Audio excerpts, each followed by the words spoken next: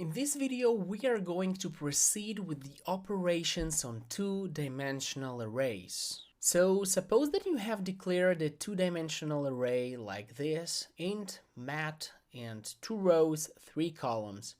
And instead of initializing it with some arbitrary values that you've decided, you want to fill this table with values received from the user.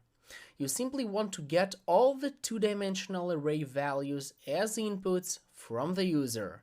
So how would you do it? The first step in doing so is understanding the fact that we are going to use our famous scanf function. That's the first step. The next steps are very easy and very similar to the way we did it with one-dimensional arrays. With one-dimensional arrays, to put an input from the user to a specific element in this array, we just specify the address of the desired element in this array, right?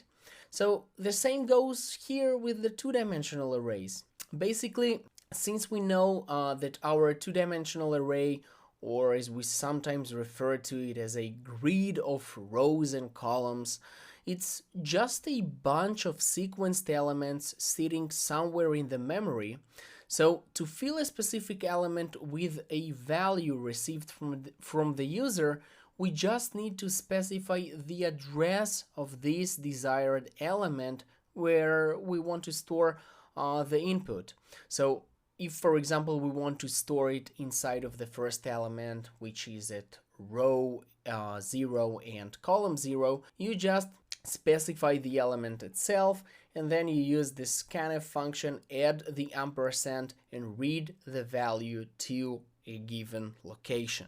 So nothing complicated, guys. And for example, here we received 7 from the user. And basically, also, if we wanted to get all the elements for a given two-dimensional array, then in this case, what we have to do is to do some sort of iteration and to iterate over all the rows and all the columns, okay, at each row. And very similar to the example that we've seen how we can print all the values, here we can read, okay, from the user every one of these values by using the scanf function. And just a quick side note, to remind you guys why we're using the %d here, okay, and that's because we defined an array of integers, but that's definitely should be clear by now, okay? So the %d is because we are using an array of integers, and if we were using an array of floats, let's say it will be %f, and so on. You got the idea. I shouldn't remind it so much, but still, for those of you who forgot how it can be used and how it should work. Okay, so you filled your array, pretty simple, by using this loop, iterates over all the elements of the array, and you are reading the input from the user. Pretty awesome.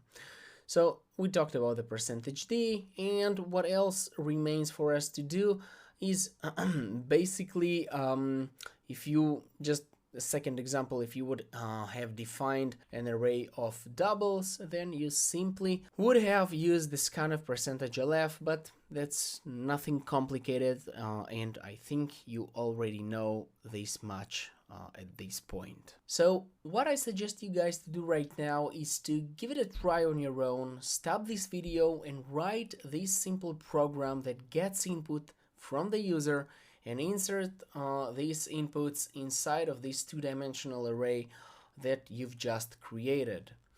Also, once you are done with that, make some tests and print the values just like we've done it in one of our previous exercises, and make sure that the input values that you've used correspond to the values that you can see printed on the screen. So basically that there is a correlation between the values you've inserted using your keyboard and the values that you can see printed on the screens. And yeah, this is it for this video, guys. I don't have anything else to add here. A quick video where we discussed something very simple, is just how to read inputs from the user and store them inside a given element in our two-dimensional arrays. So Thank you, and I'll see you in the next video.